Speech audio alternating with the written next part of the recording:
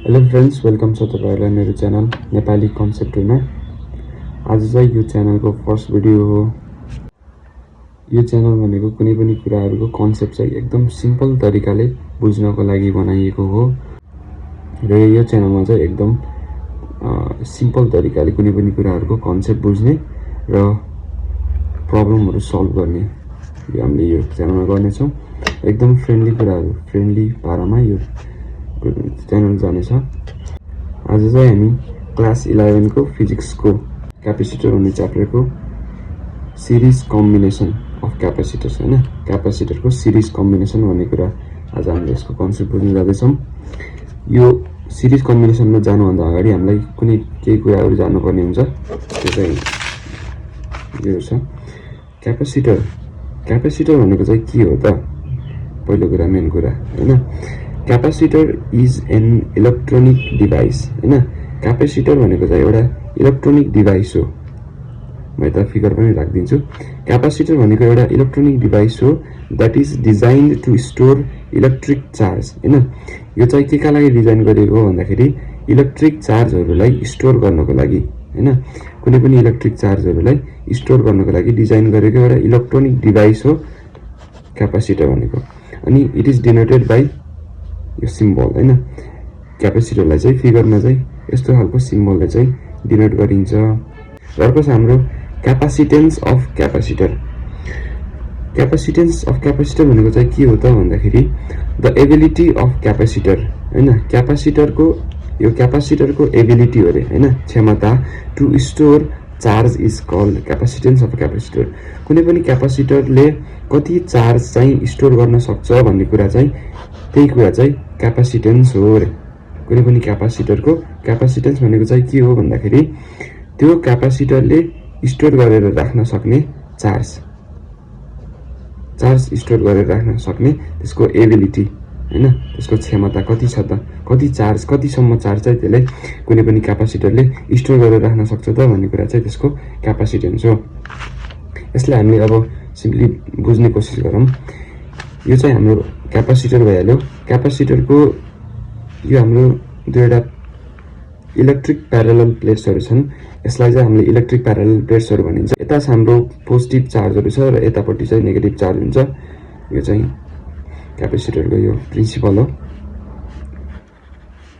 क्यापेसिटरमा यस्तो हुन्छ। यो दुईवटा प्यारलल इलेक्ट्रिक प्यारलल प्लेट्सहरु हुन्छ हैन। एक्सपेरिमेन्टली हामीलाई चाहिँ के थाहा छ भन्दाखेरि experimentally it has been found that the potential difference between two parallel metallic plates हैन। यो दुईटा प्यारलल प्लेट्स बीचको पोटेन्शियल डिफरेन्स भन्नुको मतलब पोटेन्शियल डिफरेन्स भनेको v हैन। यो दुईटा प्यारलल प्लेट्सहरु बीचको पोटेन्शियल डिफरेन्स v हैन is directly proportional to the charge. केसँग डाइरेक्टली प्रोपोर्शनल हुन्छ रे? Is directly proportional to the charge stored on it.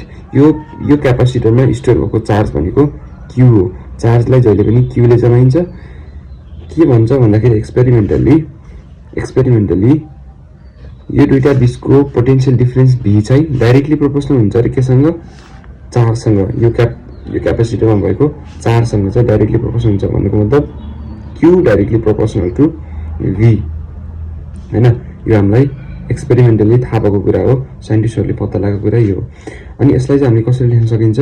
q। अब यो प्रोपोर्शनल साइन हटाउनको लागि इक्वल्स टु आउने भयो। q इक्वल्स टु यहाँ c राख्न पाइयो, cv हैन। यो c भनेको त के हो त भन्दाखेरि c भनेको एउटा प्रोपोर्सनालिटी कन्स्ट्यान्ट हो called capacitance of a capacitor हैन। यो c भनेको चाहिँ क्यापासिटेन्स अफ अ क्यापेसिटर। जुन कुरा हामीले यहाँ पत्ता लगाउन खोजिरहेछौं, जुन कुरा हामीले बुझ्न खोजिरहेछौं, क्यापासिटेन्स अफ क्यापेसिटर यो भनेको चाहिँ यो c हो। अनि यो भनेको q भनेको चार्ज भइहाल्यो, charge stored in a capacitor. अनि v भनेको चाहिँ पोटेन्शियल डिफरेन्स बिट्विन यो दुईटा प्यारलल प्लेट अथवा कुनै पनि क्यापेसिटरमा आएको पोटेन्शियल डिफरेन्स v हैन। र अब हामीले यसलाई कसरी लेख्न सकिन्छ भन्दाखेरि यो q इक्वल्स टु cv छ। अब हामीले यसलाई म्याथमेटिकली त हेरफेर गर्न पाइयो हैन। जस्तै हामीले यसलाई q क्यापेसिटेन्स निकाल्न पर्यो भने C इक्वल्स टु Q, यो V यता आउँदाखेरि डिभाइड बाई V हैन। हामीले यो निकाल्न सक्यो, एकदम सक्यो। ल यो चाहिँ हाम्रो पछि एकदम इम्पोर्टेन्ट हो, यो दुईटा कुराहरू काम लाग्छ हैन, यो बुझ्नु पर्यो। C equals to Q by V। र अब जाम हामी बल्ल सिरिज कम्बिनेसन अफ क्यापेसिटर्स। क्यापेसिटर्सहरूलाई एरेन्ज गरेर राख्ने एउटा टाइप हो, यसलाई भनिन्छ सिरिज कम्बिनेसन। यो सिरिज भनेको चाहिँ के हो त भन्दाखेरि सिरिज भनेको चाहिँ एक पछि अर्को आउने तरिकाले राख्ने के। सिरिज भनेको एक पछि अर्को, जस्तै कुनै पनि कुराहरूलाई लाइनमा राख्यो भने एउटा कुरा यहाँ, एउटा चिज यहाँ, अनि अर्को चिज यहाँ, अर्को चिज यहाँ भने यो भनेको सिरिजमा बसेको हो क्या। यसपछि यो आउने भयो, यसपछि यो आउने भयो हैन, यो भनेको के भयो, एउटा सिरिज भयो। सिरिज कम्बिनेसनको एउटा फिगर बनाइहालौँ हैन, यसलाई प्रुफ पनि भनिन्छ। सिरिज कम्बिनेसनको एउटा फिगर, जस्तै सिरिजमा यो क्यापेसिटरको चिन्ह हो, एउटा क्यापेसिटर, यो अर्को क्यापेसिटर, अनि यो अर्को क्यापेसिटर हैन, तीनवटा क्यापेसिटर भइहाल्यो। अनि तल चाहिँ हाम्रो हुन्छ एउटा भोल्टेज पोटेन्शियल डिफरेन्स ब्याट्री हैन। यहाँ चाहिँ ब्याट्री छ जसलाई चाहिँ पोटेन्शियल डिफरेन्स V ले जनाइन्छ। यो पहिलो क्यापेसिटर C1, C2, C3 हैन, यो भइहाल्यो। यो पोटेन्शियल डिफरेन्स V छ, यो सर्किटमा चार्ज बग्छ Q हैन, यो सर्किटमा चार्ज बग्छ Q, यसमा पोजिटिभ प्लस Q हुन्छ, यसमा नेगेटिभ Q, यसमा positive Q, negative Q, positive Q, negative Q हैन। यो चाहिँ अल्टरनेट हुन्छ, plus Q minus Q, plus Q minus Q, plus Q minus Q, फेरि Q भइहाल्यो हैन। अनि यता अर्को फिगर बनाऊँ। यो तीनवटा क्यापेसिटरको सिङ्गो एउटा सम अथवा एउटा इक्विभ्यालेन्ट क्यापेसिटेन्स, जसलाई हामीले CEQ अथवा CS ले जनाइन्छ हैन, क्यापेसिटेन्स हैन। सिरिज भनेपछि यस भनेको सिरिज हैन, सिरिज यसरी जनाइन्छ। यसको चार्ज Q भइहाल्यो, यसको पनि पोटेन्शियल डिफरेन्स V भइहाल्यो। अब यो एउटा सिरिज कम्बिनेसन हो। र सिरिज कम्बिनेसनमा बुझ्न पर्ने कुराहरू के छ भन्दाखेरि सिरिज कम्बिनेसनमा जहिले पनि यो सर्किटमा जति चार्ज यहाँ बगिरहेछ, Q चार्ज बगिरहेछ, यो हरेक क्यापेसिटरमा सेम हुन्छ चार्ज। यो Q क्यापेसिटर नै यहाँ जान्छ हैन, यो C1 भन्ने क्यापेसिटरमा Q भन्ने चार्ज जान्छ। भन्नुको मतलब यदि हामीले C1 भन्ने क्यापेसिटरको चार्जलाई हामीले Q1 मान्यौं भने C2 को Q2 र C3 को Q3 चार्ज हामीले मान्यौं भने सिरिज कम्बिनेसनमा के हुन्छ भन्दाखेरि Q1 भन्नु, Q2 भन्नु, Q3 भन्नु सबै टोटल चार्ज, यो Q भनेको टोटल चार्ज, यो पुरै यो सिस्टममा भएको टोटल चार्जसँग इक्वल हुन्छ।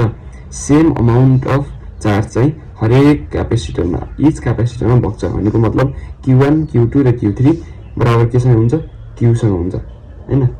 यो कुरा हामीले जान्नु पर्यो। र अब हामीले अर्को कन्सिडर गरौँ लेट हैन। क्यापेसिटर 1 मा क्यापेसिटर 1 को पोटेन्शियल डिफरेन्स भनेको हाम्रो V1 छ, यसको पोटेन्शियल डिफरेन्स V2 छ र यसको पोटेन्शियल डिफरेन्स V3 छ भने हैन, V3 छ भने 2 नम्बरमा हामीलाई सिरिज कम्बिनेसन चाहिने कुरा के हो भन्दाखेरि अब V1 भनेको के हो त, जुन हामीले अगाडि प्रुफ गरेर निकालिसक्यौं नि V को फर्मुला। जस्तै यहाँबाट हामीले Q इक्वल्स टु CV हामीले निकालेको हो। अब हामीले यहाँबाट V निकाल्न सकिन्छ। V निकाल्नको लागि के गर्नु पर्यो, Q यही छ हैन, यो C यता आउँदाखेरि डिभाइडमा आयो Q बाइ C।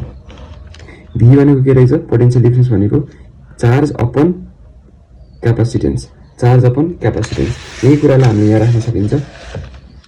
V1 भनेको, अब V1 को कुरा हुँदैछ भनेपछि चार्ज त Q नै हुने भयो, किनभने Q1 भनेको यो C1 क्यापेसिटर 1 मा बग्ने भनेको पनि Q हो। Q2 भन्नु, Q3 भन्नु Q नै हो हैन। चार्ज भनेको Q अपन, अनि Q by C3 हो क्यापासिटेन्स। यसको क्यापासिटेन्स भनेको C1 हो, त्यही भएर यहाँ C1। त्यस्तै गरेर V2 को हैन क्यापासिटर 2 को V2 भनेको कति हुन्छ Q सेम हुने भयो Q अपन C2 र V3 को के हुने भयो Q अपन C3 हुने भयो। ल यो कुरा थाहा छ हामीलाई। अनि अर्को कुरा 3 नम्बरमा सिरिज कम्बिनेसनमा के हुन्छ भन्दाखेरि यो V1 यो V2 र यो V3 यो तीनवटाको सम गर्दाखेरि के हुनु पर्यो टोटल V आउनु पर्यो। भन्नुको मतलब दैट इज के हो भन्दाखेरि total potential difference V equals to सबै पोटेन्शियल डिफरेन्सको समेसन। भन्नुको मतलब V1 plus V2 plus V3 हैन यो हुन्छ सिरिज कम्बिनेसनमा। अब हामीले यसलाई फर्दर के गर्न सकिन्छ भन्दाखेरि अब हामीले यसलाई और V त यही छ। अब V1 भनेको हामीले यहाँबाट निकालिसक्यौं। V1 भनेको Q by C1 छ Q by C1 plus V2 भनेको Q by C2 छ प्लस V3 भनेको Q by C3 छ Q by C3। यति गर्न सकिन्छ र हामीलाई थाहा छ अगाडिबाट पनि निकालिसक्यौं हामीले V भनेको के हो त Q by C र यो कन्फ्युज नहुने त यो कहाँबाट आयो भन्दाखेरि सुरुमा हामीले गरेको थियौं Q इक्वल्स टु CV निकालेको। अब यसबाट V निकाल्नु पर्यो भने Q डिभाइड बाइ C हुने भयो। ल यही कुरा है कन्फ्युज नहुनु। ल V equals to Q by C। ल अब हामीले यहाँ V को ठाउँमा के लेख्न सक्यो Q बाइ C। यो V भनेको के हो टोटल V हो नि जुन मेन भोल्टेज छ हाम्रो जुन पोटेन्शियल डिफरेन्स V छ यो भनेको हाम्रो के हो पोटेन्शियल डिफरेन्स V भनेको यो वाला V हो। भनेपछि यहाँ के गर्नु पर्यो Q चार्ज त त्यही हुने भयो। टोटल चार्ज भनेको के हो Q नै हो डिनोट गर्ने तरिका है। टोटल क्यापासिटेन्स C भनेको चाहिँ के हो त भन्दाखेरि टोटल क्यापासिटेन्स C भनेको यसलाई CS ले अथवा CEQ ले जनाइन्छ। यो कुरा हामीले यहाँ गरिसकेछौं है। यसलाई टोटललाई CS ले अथवा CEQ ले जनाइन्छ। सजिलो चाहिँ CS लेख्दामा हुन्छ। त्यही भएर यसको यो V को ठाउँमा हामीले के लेख्न सकियो यो V को ठाउँमा हामीले और अब V लाई हटाएर यो लेख्न पाइयो Q by CS यो भनेको टोटल क्यापासिटेन्स हैन टोटल क्यापासिटेन्स अफ द यो सिस्टम हैन यो जुन यो हामीले चित्र बनायौं नि यो इक्विभ्यालेन्ट क्यापासिटेन्स पनि भन्छ यसलाई हैन इक्विभ्यालेन्ट क्यापासिटेन्स अथवा total capacitance of the system. अब यो Q अपन C1 त यही छ Q अपन C2 पनि यही छ Q अपन C3 पनि यही छ। अब हामीले यो यसमा नि Q छ यसमा नि Q छ यो तीनवटाबाट हामीले एउटा Q कमन निकाल्न सकिन्छ Q by CS equals to एउटा Q कमन आयो बाहिर बाँकी रह्यो भित्र Q कमन गयो भने यहाँ बाँकी रह्यो 1 by C1 प्लस को प्लस यसबाट 1 by C2 प्लस यसबाट नि गयो भने 1 by C3। अब यो Q र यो Q सेम हो भने हामीले काट्न पाइयो दुईटा Q लाई काट्न पाइयो। अब यो काटेपछि के बाँकी रह्यो अब हाम्रो therefore अब यहाँ काट्यो भने 1 बाँकी रह्यो 1 by CS equals to 1 by C1 plus 1 by C2 plus 1 by C3। ल यो कुरा चाहिँ हामीले निकालिसक्यौं। अब यसले के भन्छ भन्दाखेरि टोटल यो CS भनेको के हो टोटल क्यापासिटेन्स अफ द यो पुरै कम्बिनेसन हैन सिरिज कम्बिनेसनको टोटल क्यापासिटेन्स भनेको CS टोटल क्यापासिटेन्स CS। अब हामीले यो इक्वेसनबाट के यो इक्वेसनबाट हामीले के थाहा भयो भन्दाखेरि रेसिप्रोकल अफ टोटल क्यापासिटेन्स केसँग इक्वल हुन्छ भन्दाखेरि सम अफ